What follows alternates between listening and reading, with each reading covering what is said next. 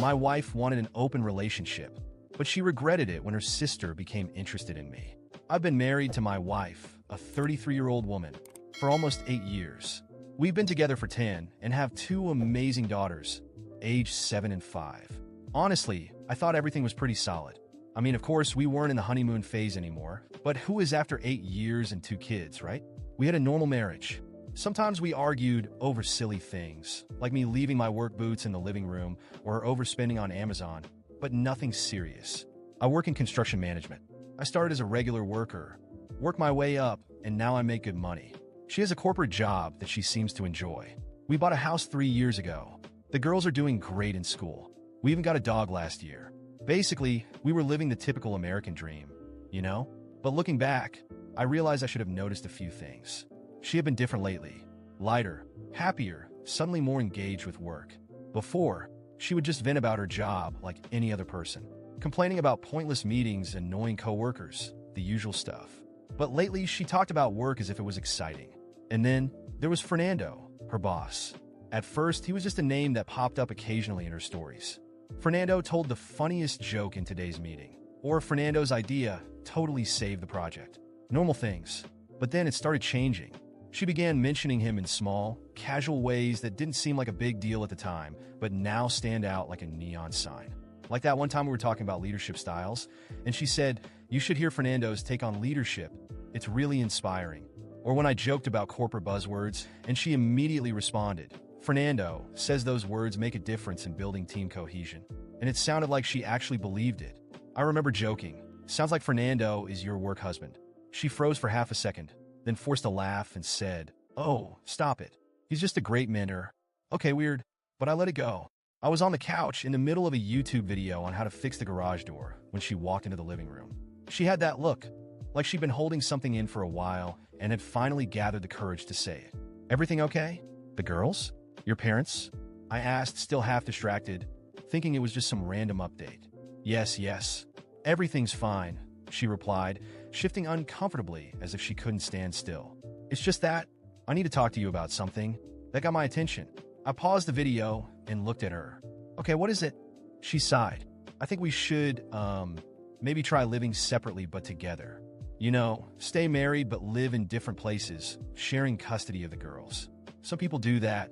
I just stared at her, waiting for her to laugh or say she was joking. But she didn't. I even paused my repair tutorial because I thought I was hallucinating from the cleaning products I had used earlier. For context, everything seemed normal. That morning, we had breakfast together. I helped get the girls ready for school. Goodbye kisses, normal routine. No fights, no tension, nothing. So this came out of nowhere. I asked her more about this open relationship idea and where she got it from.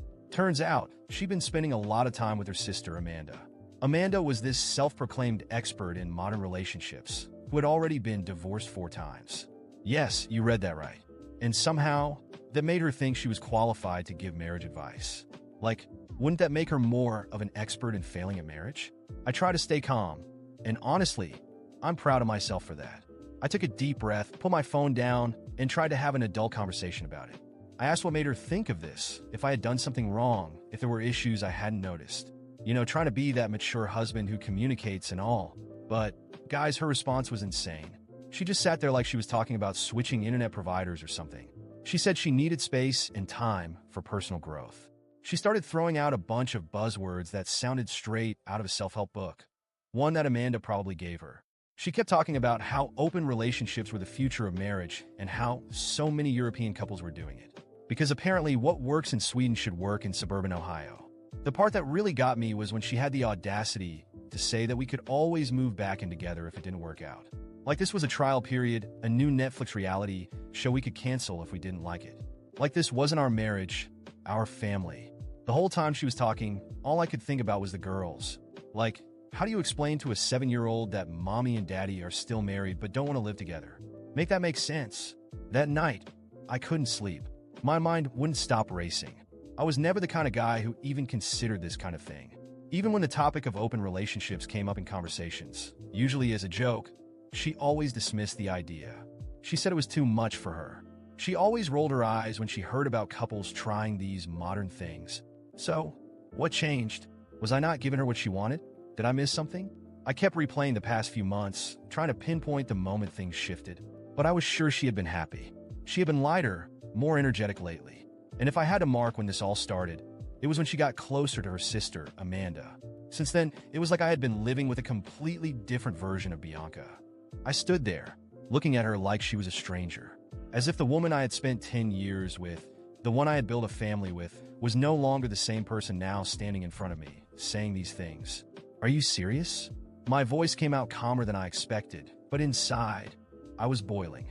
She crossed her arms and took a deep breath, like she was preparing to give me a lecture on maturity and modern relationships. Yes, I am.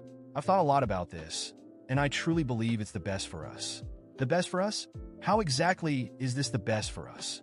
Did you just wake up today and decide you don't want to be married anymore? It wasn't out of nowhere. I've been thinking about this for months. She answered, irritated, as if I were an idiot for not realizing it sooner. I ran a hand over my face, trying to process what was happening. So, while I thought everything was fine, you were secretly planning to slowly get rid of me? It's not like that. I still want us to be a family, just in a different way. There's no need to be dramatic. I let out a bitter laugh. Dramatic? Bianca, you're asking me to leave my own home, to accept only seeing my daughters when it's convenient for you, and you expect me to act like this is normal? She sighed impatiently. Raphael, please don't make this harder than it has to be. I'm trying to be reasonable. My blood went cold. Reasonable? Asking me to accept something I never wanted? There's nothing reasonable about this. She looked at me like she was tired of arguing. Look, Raphael, I wanted this to be a peaceful agreement. But if you make things difficult, I can handle it another way. I took a step forward, crossing my arms. What other way? She held my gaze, her expression serious. If you don't agree, I can file for full custody of the girls. My heart stopped for a second. What? You heard me. If I want to, I can argue that it's better for them to stay with me. You were too much. You're barely home. I could easily get sole custody. I let out a bitter laugh. You wouldn't do that. Try me. She was serious. I could see it in her eyes. The woman I loved, the mother of my children, was willing to push me out of their lives just to get what she wanted. I swallowed hard, trying to stay calm. This is about Fernando, isn't it? She blinked a few times like I caught her off guard. What? Ever since you got close to him, you've changed. You became distant, colder toward me. Do you want an open relationship? Or do you already have someone in mind? She crossed her arms even tighter. That's none of your business. I let out a disbelieving laugh, shaking my head. None of my business? You're tearing our family apart, ending our marriage, and threatening to take my daughters from me. And I can't even ask if there's another man involved? You're being paranoid. She rolled her eyes. No, I'm not. Are you seeing him? She sighed and looked away. I don't have to answer that. That was enough. I already knew the answer. I clenched my fists, trying to hold back my anger. So that's it? You want to make a fool out of me, and you don't even have the decency to tell me the truth? Raphael, this is already decided. Either you accept it, or we settle this in court. She was cornering me. I could fight, but I knew she would do everything she could to keep me away from the girls. I couldn't take that risk. I swallowed my frustration. Fine. My voice came out weaker than I wanted. I accept. She relaxed, like she had just won a battle. This will be for the best. A week later, I moved out. I rented a small apartment near the girls' school to make visits easier.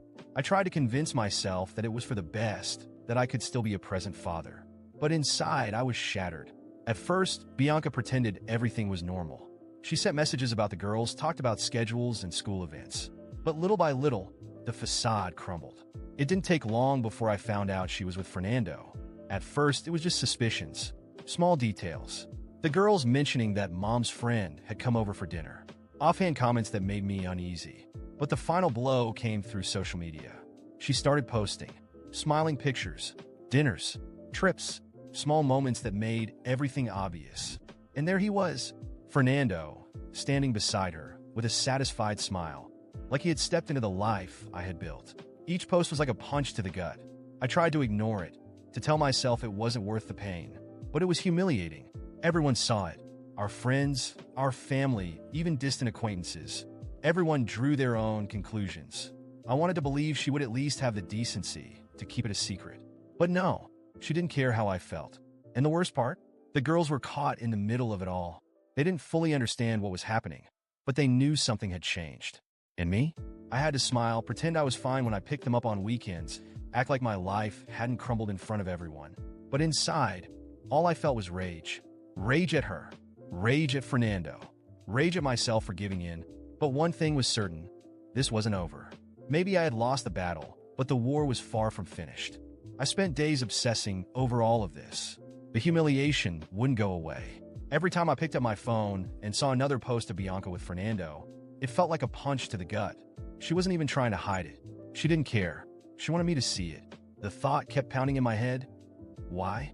Why had Bianca, who always rejected this kind of thing, who used to say that modern couples were just making excuses to cheat, suddenly changed overnight? And then an idea hit me. Amanda. She was the turning point. Ever since Bianca started spending more time with her, everything had fallen apart. If anyone could explain what was going on inside my wife's head, it was her own sister. I had her number. I stared at my phone, hesitated for a few seconds, then finally typed the message. Amanda, I need to talk to you about Bianca. Can you come over tonight? She didn't reply right away. When she did, it was short and direct. Okay, send me the address. I sent the location and waited. Night fell, and around 8 o'clock, Amanda arrived. I opened the door, and she walked in like she already knew exactly why she was there. So, she looked around the apartment. This is your new place? Yeah, it's nothing fancy, but it works. I closed the door and got straight to the point. I want to understand. I want to know why you put this idea in Bianca's head. She raised an eyebrow and crossed her arms. Raphael, do you really think I forced Bianca into anything? She's a grown woman. I just introduced her to a different way of looking at relationships, something a lot of people do. She made the decision. Don't give me that, Amanda. I shot back, feeling my patience wearing thin. Bianca would have never thought of this on her own. She always criticized this kind of thing. Amanda sighed and sat down on the couch. People change, Raphael. Maybe she realized she wanted more freedom, that she needed a different kind of relationship. I let out a bitter laugh. Freedom? This isn't freedom. It's just an excuse to cheat. Do you really think this is fair? I never gave her a reason to do this. I was never a bad husband. Amanda looked me straight in the eyes, and she was never a bad wife. I felt the anger rise inside me. Wasn't she? Then explain to me why she's flaunting Fernando now like I never existed. She stayed silent for a few seconds. Look, I didn't know she was going to do that. That's on her. But maybe, Raphael, it's time for you to stop torturing yourself and move on. Move on how? Amanda, she destroyed my life. She gave a small smile. You'll figure it out. The conversation stretched on for hours. I still didn't feel like I had all the answers. I glanced at the window and realized it was pouring rain outside. It's dangerous to drive in this storm. I murmured, if you want, there's a spare room. You can stay here tonight. She studied me for a moment, as if weighing my offer. All right, thanks. I grabbed an extra blanket and showed her the guest room. Amanda settled in, and I went to my bedroom, exhausted. I lay in bed, but my mind wouldn't shut off. I was still filled with anger, with frustration, until in the middle of the night, I felt a light touch on my shoulder. I opened my eyes and saw Amanda standing beside my bed, wearing only the oversized t-shirt I had given her to sleep in. Her gaze was intense, determined. Amanda, what is it? She leaned in a little closer. I have a solution to your problem. She murmured. I frowned, still groggy. What are you talking about? She gave a slight smile. Revenge. Bianca is with Fernando without a second thought, isn't she? So, why don't you do the same? My breath caught in my throat. Amanda, that doesn't make sense. You think sleeping with you is going to change anything? She shrugged. Why not? Bianca embraced this new lifestyle, didn't she? Technically, there wouldn't be anything wrong if you and I got together. I swallowed hard. Raphael, you deserve this. You deserve to feel like you're still in control. She sat down on the bed next to me, her dark eyes locked onto mine. Do you think Bianca feels guilty? Do you think she cared about how you felt seeing her with Fernando? I didn't answer. Then why should you care? There was something about the way she spoke that hit me directly. I was tired of being the one humiliated. Bianca did whatever she wanted without looking back. I was still here, suffering, dwelling on everything, while she was living her new life without a shred of guilt. Amanda slid her fingers across my face, tilting my chin toward her. It makes sense, doesn't it? And then it happened. It was a whirlwind of anger, desire, and a need to prove something to myself. I didn't think. I let it happen. That night, all I wanted was to forget. Forget the pain. Forget the humiliation. Forget everything. And Amanda was there, willing to help me do exactly that. When morning came, she was still beside me. The room was silent, and for a moment I felt a crushing weight in my chest. What the hell had I done? I sat up in bed, running a hand over my face. Amanda woke up shortly after and looked at me with a satisfied smile. "Do you feel better?" I didn't know how to answer. Part of me wanted to say yes, that I finally felt like I had taken back some control. But another part of me knew that none of this changed what Bianca had done. Amanda stood up, grabbed her clothes, and before leaving, she gave me one last look. "Now you understand. The world keeps turning, Raphael. You can choose to stay stuck, suffering, or you can move forward." She walked out of the room, and I sat there, my mind racing. Maybe Amanda was right. Maybe I had spent too much time trying to understand Bianca, trying to find answers that no longer mattered. Maybe it was time to stop looking back. That morning, as Amanda walked out of my apartment with a satisfied smile on her face, I sat on the bed, lost in my own thoughts. I never thought I would do something like this. I never imagined that one day, I would find myself in the same situation that once filled me with rage. But to my surprise, I didn't feel guilty. On the contrary, for the first time since Bianca destroyed me, I felt like I had regained a bit of control. It was as if I had stepped out of the role of the victim and was finally playing the same game. In the days that followed, the thought lingered in my mind. I tried to convince myself that it had been a moment of weakness, something that happened on impulse. But deep down, I knew that wasn't true, because the more I thought about it, the more I liked the idea. So, a week later, I sent Amanda a message. "Got any plans tonight?" She replied within minutes. "Nothing I can't cancel." "What's on your mind?" I typed without hesitation. "Come over." And she did. That's how it started. A constant affair with Amanda, Bianca's sister. She started coming over more often, and it became part of my new routine. At first, I tried to convince myself that it was just a distraction, something temporary. But as our encounters became more frequent, I realized that I actually enjoyed being with her. Amanda was different from Bianca. She didn't demand anything from me, didn't pretend we had something deeper than what it was. It was simple. No drama, no fights. When she was with me, I didn't think about Bianca. I didn't think about Fernando. I didn't think about anything but the moment in front of me. But like everything that seems too good to last, this didn't stay a secret for long. I don't know exactly how Bianca found out. Maybe the girls mentioned something without realizing it. Maybe someone saw us together and told her. Or maybe she just felt it. But one day, she showed up at my door, furious, her face red with anger, gripping her phone so tightly it looked like she was about to crush it. "So this is what you've been doing?" She screamed, not even waiting for me to fully open the door. "You're sleeping with Amanda?" I stared at her for a moment, saying nothing. I didn't even bother denying it. "And if I am?"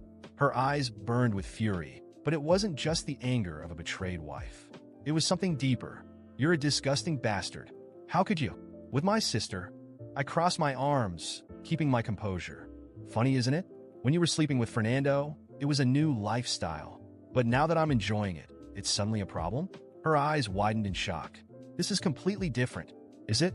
Because as far as I remember, you were the one who wanted this kind of modernity. I'm just playing by the rules you set." She ran her hands through her hair, visibly shaken. "This can't continue. This has to stop. We can't keep up this madness." I let out a sarcastic laugh. "You only want to stop now because you lost control of the situation. When you fell for your boss, everything was fine. But when I do the same with someone you know, now it's unacceptable."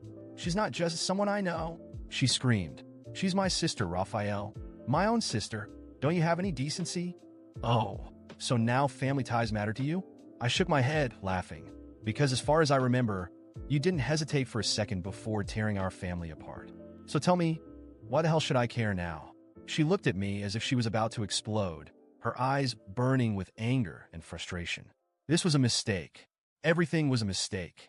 We should have never done any of this. I crossed my arms. "And what do you suggest?" She took a deep breath, trying to regain control of herself. "Let's stop fighting. Let's be a family again. I know I messed up. I know I did everything wrong. But I want to fix it. I want to come home." I stood there in silence, analyzing her words. I should have said no. I should have sent her to hell, made her pay for everything she put me through. But at the same time, I thought about the girls. I thought about the life we once had. I thought about how, despite all the rage I felt, part of me still wanted that back. I let out a long sigh. "Fine, let's try." And just like that, we moved back in together. Today, Bianca is a different person. More dedicated, more present. She works hard to make up for the damage she caused, to be the wife I always wanted. Now, she treats me as a priority. Now, she seems to understand what she almost lost.